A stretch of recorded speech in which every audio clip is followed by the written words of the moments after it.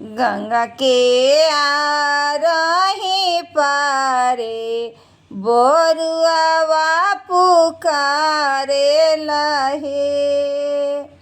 ए भेजी नया पन पापनाव बरुआ चढ़िया वसुहे।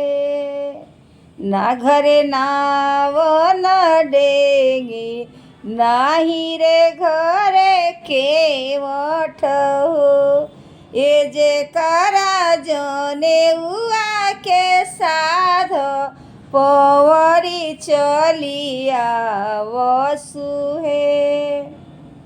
भिजत रे आंग आंगवछा पदुम रंग चादर हे। ए भिजत रे लीलारा के चंदन एही रे जनेउआ लागी हे। ए हम देव आंग आंगवछा पदुम रंग चादर हे।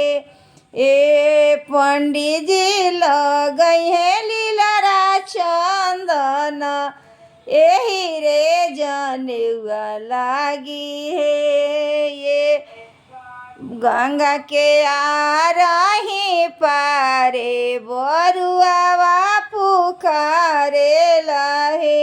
ए दीनाया पन चचनाव बरुआ चढ़िया वसुहे।